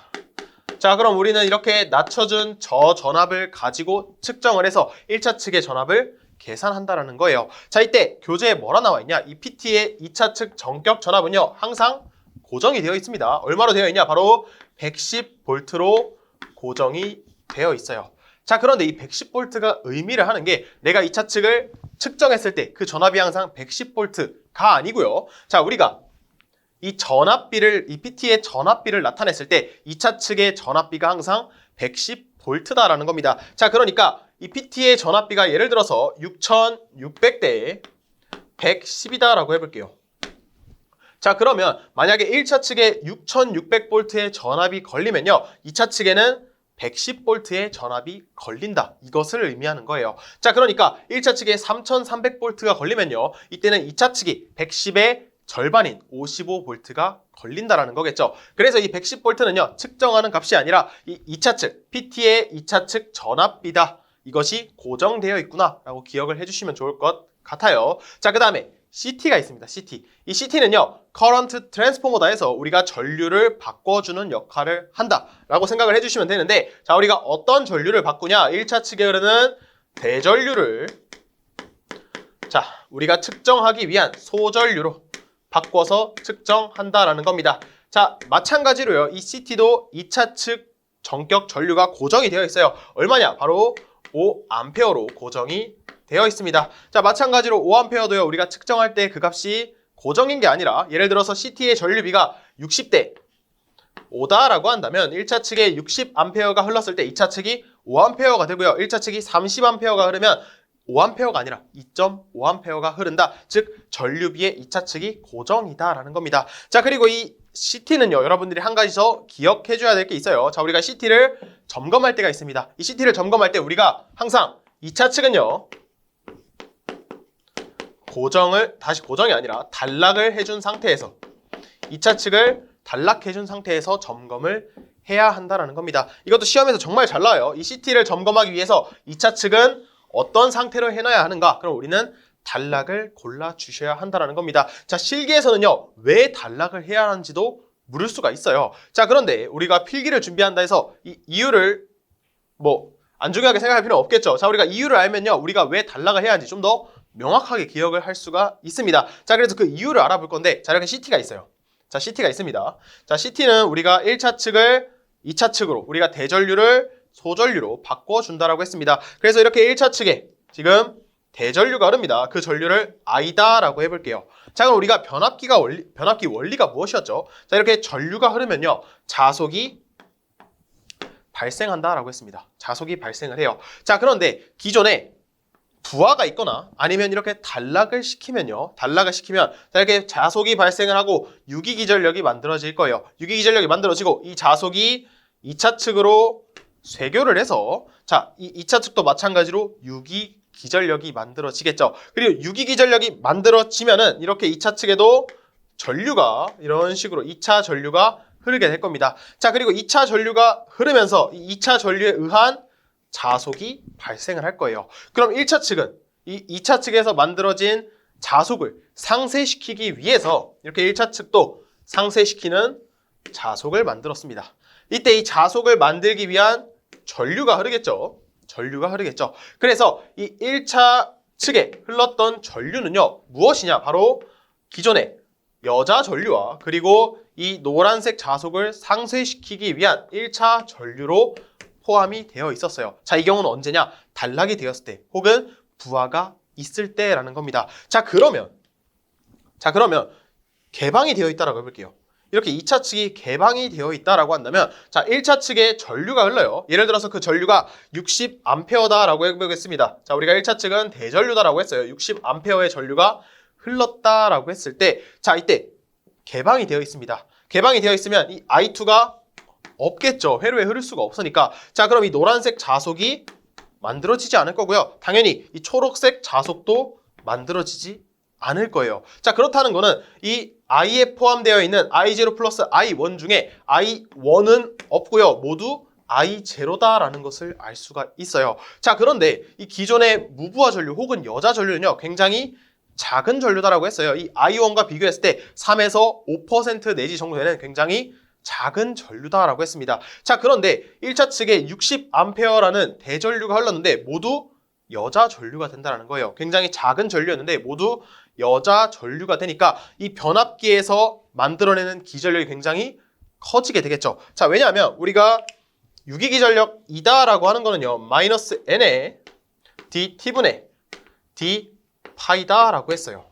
그렇죠. 자, 그런데 이 여자 전류가 굉장히 커지니까 만들어내는 자속이 매우 증가한다라는 거예요. 자속이 증가하면 이 자속의 변화량도 커지니까 만들어진 기전력이 커지게 되겠죠. 그러면 기존의 이 변압기가 만들어내는 기전력보다 더 높은 기전력이 만들어지고 고전압이 유기가 된다는 겁니다. 그리고 그러한 고전압이 이 변압기를 소손시킨다. 이 계기용 변류기를 소손시키게 된다는 겁니다. 자, 이를 막기 위해서 우리는 항상 점검을 할 때 2차 측을 단락을 해 주어야 한다는 겁니다. 이 I1의 전류가 살아있게 돼서 이 60A의 I0 플러스 I1이 됨으로써 우리가 이 계기용 변류기를 보호할 수 있다라는 겁니다. 그래서 우리는 2차 측을 단락해야 한다는 거 꼭 기억을 해 주셔야 한다는 겁니다. 자, 이렇게 PT와 CT에 대해서 한번 정리를 해봤는데, 자, 이 CT에 대해서 조금만 더 해볼게요. 우리가 이 CT는요, 자, 이 계기용 변류기에 가동 접속 그리고 차동 접속이 있게 됩니다. 자, 지금 그림을 보시면요, 이렇게 CT가 총 2개가 있어요. A상, C상에 지금 CT가 있고, 그리고 전류계를 통해서 이 전류를 측정하고 있습니다. 자, 지금 보시면요, A, B, C 모두 3상입니다. 자, 그래서 이 A상에서도 전류가 흐르고요, B상에도 전류가 흐르고, C상에서도 전류가 흐르게 됩니다. 자, 그럼 전류가 흐르면요, 2차 측에 유도가 돼서 우리가 2차 측에도 지금 반대 방향으로 전류가 흐른다라는 것을 알 수가 있겠죠. CT 2차 측에 전류가 흐르게 됩니다. 자, 이때 왜 반대로 흐르냐? 자, 우리가 이 CT를 설명할 때 대부분 변압기는 감극성이다라고 했어요. 감극성은요, 우리가 1차 측에서 흘린 전류와 항상 반대 방향으로 흐른다라고 기억을 해주시면 좋을 것 같아요. 자, 근데 시험에서 이게 언급이 되진 않아요. 그냥 여러분들은 이 전류의 방향 그대로 계산을 해주시면 되는데, 우리가 반대 방향이 되는 이유는 감극성이구나. 그런데 우리는 대부분 감극성을 사용한다라고 했어요. 그래서 아무런 문제 언급이 없으면요, 그냥 반대 방향으로 전류가 흐른다라고 기억을 해주시면 좋을 것 같아요. 자, 그럼 이렇게 변류기 2차 측에 전류가 흘렀습니다. 자, 그때 전류의 방향을 나타내면요, 지금 IA는요, 이곳으로 흐르고요, 이렇게 전류가 흐르고, IC라고 하는 거는 이렇게 변류기를 통해서 지금 IC만큼의 이 CT의 2차 측 전류가 흐르게 되겠죠. 자, 그럼 이 전류계는 어떤 전류가 흐르냐? 자, 우리가 KCL에 의해서 들어온 전류는 나간 전류의 합과 같다라고 했었죠. 그래서 IA와 IC를 더한 IA 플러스 IC의 전류가 흐르게 된다라는 겁니다. 자, 이때 이 CT의 전류비가 60대 5다라고 해볼게요. 5다라고 해볼게요. 그러면 1차 측에 60A, 그리고 B상도 60A가 흐른다라고 한다면, 자, 우리 2차 측은요, 우리가 5A가 흐른다라는 것을 알 수가 있어요. A상, C상 모두 5A의 전류가 흐르게 될 겁니다. 자, 그럼 이 A는 어떤 전류가 흐르냐? 이게 실제 시험 문제입니다. 자, 이렇게 가동 접속일 때 이 전류계에 흐르는 전류값을 물어요. 자, 그러면 2차 측이 5A다라고 한다면, 여러분들은 이걸 더해서 10A다라고 한다면 바로 틀리게 됩니다. 자, 우리가 한 가지를 뭘 고려를 해줘야 되죠? 자, 우리가 A상, B상, C상, 즉 3상입니다. 각 상은요, 크기는 동일하지만 위상은 120도의 위상차를 가진다라고 했잖아요. 그래서 우리는 그 위상을 고려를 해 주어야 합니다. 자, 그래서 이 내용을요, 여러분들이 암기를 하는 게 아니라 이해를 해 주셔야 합니다. 자, 이렇게 A상의 전류가 흐르고요, A상의 전류가 흘러서 이거를 우리는 IA다라고 해볼게요. 이 IA는 이 계기용 변류기에 흐르는 2차 측 전류다라고 생각을 해주시면 됩니다. 자, 그러면 B상은 없지만, 자, B상은 계기용 변류기가 없지만, 만약에 계기용 변류기에 전류가 흐른다라고 한다면 이 전류가 바로 IB가 되겠고요. 이때 각도는 120도의 위상차를 가지게 되겠죠. 자, 그럼 C상도 마찬가지로 120도의 위상을 가져서 이 전류가 IC가 되고요. 그리고 120도의 위상차, 그리고 120도의 위상차를 가지게 될 겁니다. 대신에 크기는 모두 동일하겠죠. 우리가 1차 측에 흐르는 전류가 모두 동일하고 위상차만 나타나기 때문에 120도에, 그래서 2차 측도 크기는 동일하고 120도의 위상차를 가진다라는 겁니다. 자, 그러면 이 전류계에 흐르는 전류는 뭐였죠? 우리가 IA 플러스 IC다라고 했어요. 자, 그러면 IA 더하기 IC를 해줘야 하는데, 우리가 위상을 고려해 줘야 하기 때문에 우리가 벡터적 합을 어떻게 표현했죠? 바로 이런 식으로 평행사변형을 그려서 이렇게 나타내준 벡터가 바로 이 A 벡터와 그리고 C 벡터의 합이다라고 했습니다. 자, 그래서 이 벡터가 곧 IA 플러스 IC가 된다라는 것이죠. 자, 그럼 여기서 자, 지금 이 각도가 120도다라고 했어요. 자, 그럼 우리는 평행사변형을 만들었죠. 자, 그래서 이때 만들어진 벡터는 이 두 각도를 정확히 2등분으로 나누어 주게 됩니다. 정확히 반으로 나눠요. 그러면 이 각도가 60도가 된다라는 것을 알 수 있는 거 맞나요? 자, 그렇죠. 자, 그러면 그리고 이 길이는 동일합니다. 자, 왜 그러냐? 자, 여기의 각도도요, 평행사변형이니까 우리가 서로 맞보고 있는 각도는 우리가 120도로 동일하죠. 근데 동일하게 절반으로 나눴어요. 그래서 이 각도도 60도가 되고요. 자, 삼각형이 두 개의 각도를 더해서 120이니까 나머지 하나 각도도 60도가 되겠죠. 그래서 지금 그림은 조금 이상하지만 정삼각형이 나온다라는 것을 알 수가 있어요. 자, 그럼 결국에 이 길이와 이 길이가 동일하고요. 이 세 변의 길이가 모두 동일하게 되겠죠. 자, 그때 우리가 이 IA를 5A다라고 했고요. 그리고 IC도 5A다라고 했으면 자, 동일한 길이니까 위상을 고려하지 않았을 때 이 IA 더하기 IC도 그 크기는 5A가 되겠죠. 즉, 이 전류계는요. IA와 IC를 더했지만 그 전류의 크기는 5A로 동일하다. 이 가동 접속에서는 우리가 IA 더하기 IC를 했을 때 둘이 더해도 우리는 동일하다라는 것을 이렇게 이해할 수가 있습니다. 절대 암기를 해주시면 안 돼요. 자, 여기까지가 가동 접속이었고요. 다음은 차동 접속입니다. 자, 이번엔 차동 접속이에요. 그래서 지금 그림을 보시면요. 약간의 차이가 있죠. 약간의 차이가 있는데 자, 이번에도 한번 동일하게 설명을 해보도록 하겠습니다. 자, 이 CT의 전류비가 마찬가지로 60대 5다라고 해보고요. 자, 지금 A상의 전류가 흐르고요. B상의 전류가 흐르고 C상의 전류가 모두 60A로 흐른다라고 하겠습니다. 자, 그러면 이 계기용 변류기는요. 반대 방향으로 2차 측에 전류가 유도되겠죠. 자, 그때 전류는요. 우리가 5A다라는 것을 알 수가 있고요. C도 마찬가지로 이 방향으로 반대 방향으로 5A가 흐른다라는 것을 알 수 있습니다. 자, 그럼 이 접속점을 기준으로요. 이 접속점을 기준으로 지금 이 방향으로 IA만큼의 전류가 흘러요. 그럼 결국 지금 이런 식으로 나가는 방향으로 IA만큼의 전류가 흐르고요. 자, IC는 들어오고 있죠. 들어오고 있어요. 자, 이때 전류계, 즉 나가는 전류를 구해보면 자, 이번에도 KCL을 적용해 볼게요. 자, 이때 들어가는 전류는요. 우리가 IC 하나밖에 없어요. 이때 나가는 전류가 IA가 있고요. 그 나머지가 바로 전류계에 흐르는 전류값이 된다라는 것을 알 수 있습니다. 자, 그럼 결과적으로 우리가 전류계에 흐르는 전류는 결국 이 IA를 넘겨서 IC-IA가 된다라는 것을 알 수 있습니다.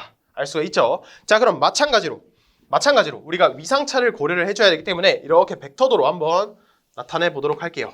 자, 여기가 IA고요. 그리고 IB는 없지만 이렇게 예를 들었을 때 IB, 이때 각도는 120도의 위상차를 가지고요. IC도 마찬가지로 120도의 위상차를 가진다라고 한번 해보겠습니다. 자, 이때 위상차는 모두 120도가 된다는 것을 알 수 있어요.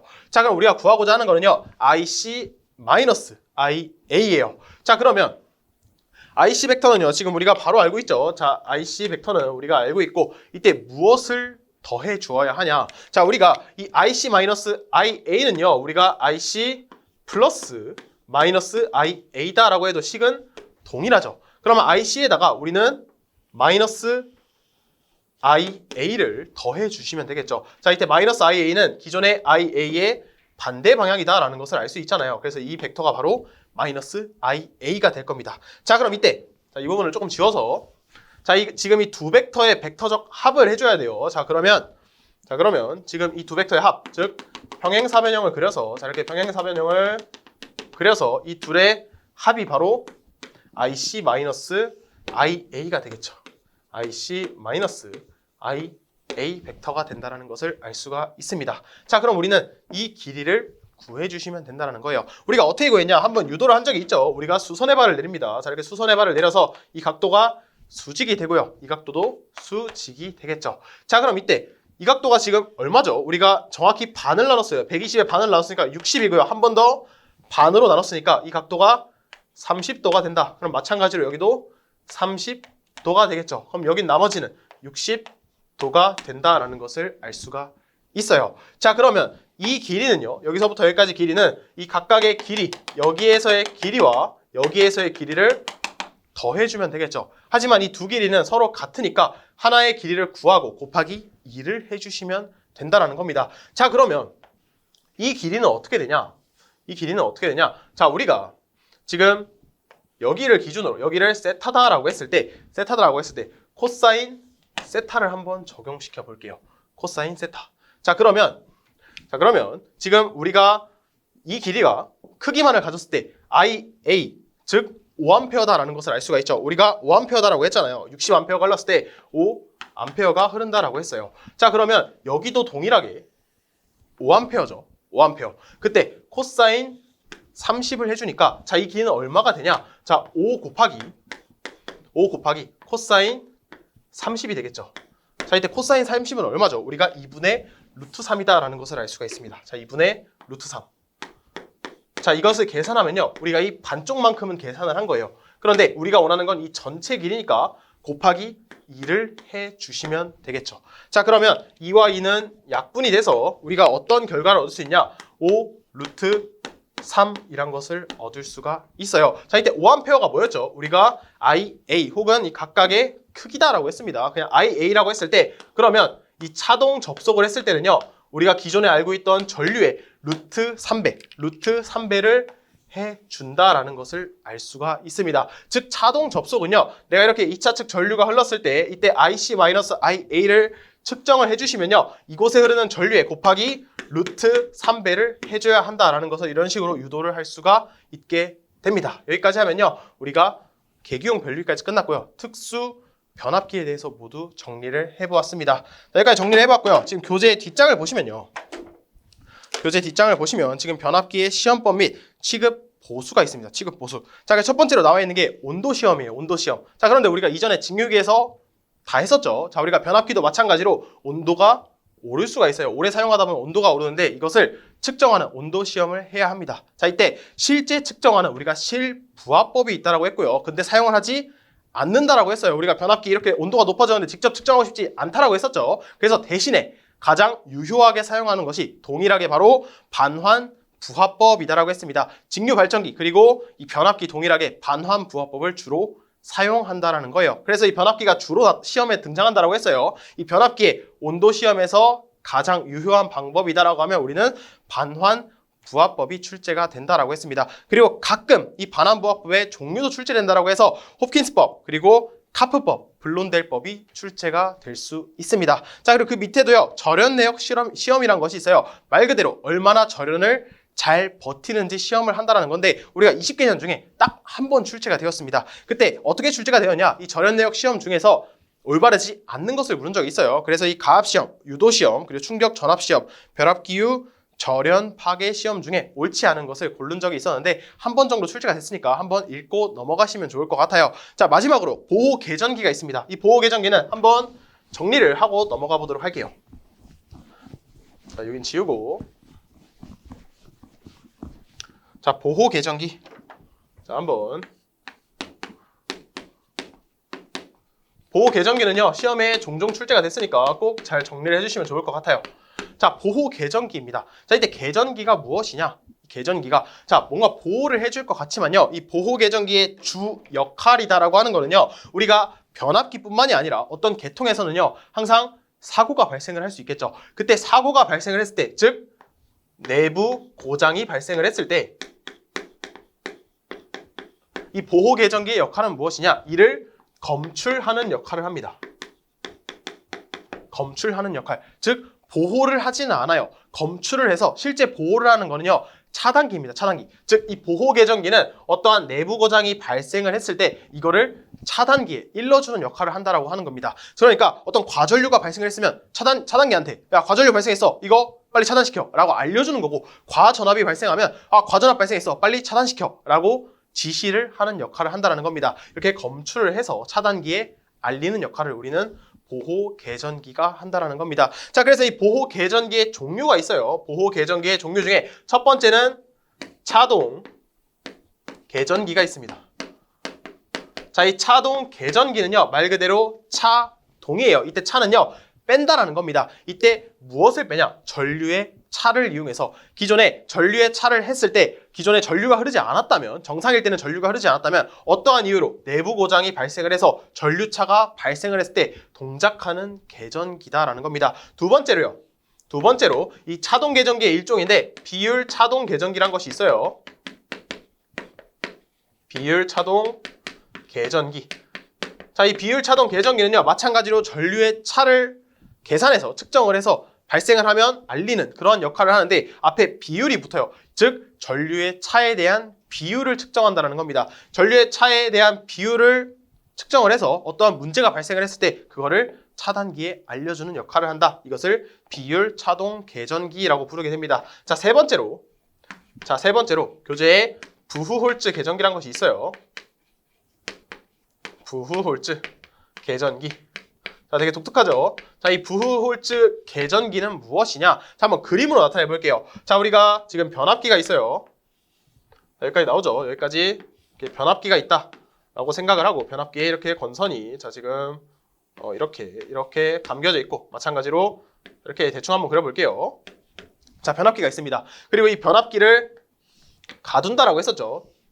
외함에 넣어둔다라고 했습니다.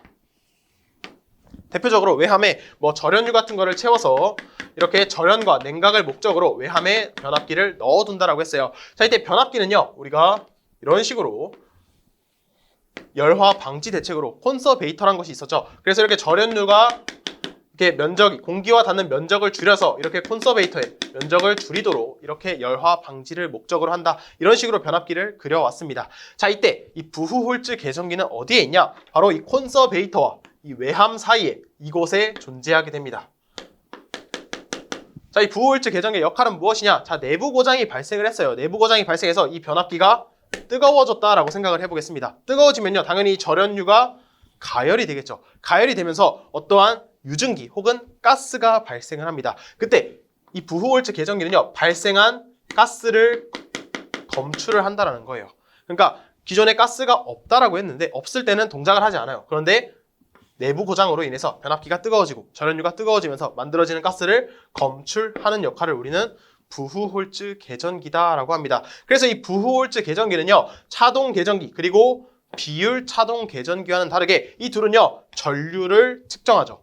전류를 측정합니다. 즉 전기적 신호를 측정을 하는데, 이 부후홀즈 계전기는요, 전기적 신호를 측정하는 계전기가 아닙니다. 자, 왜냐하면 가스를 측정하니까, 즉 물리적인 신호를 측정한다는 거예요. 이게 보기에 출제가 된 적이 있으니까 여러분들이 기억을 해주시면 좋을 것 같아요. 자, 마지막 네 번째는요, 충격 압력 계전기가 있습니다.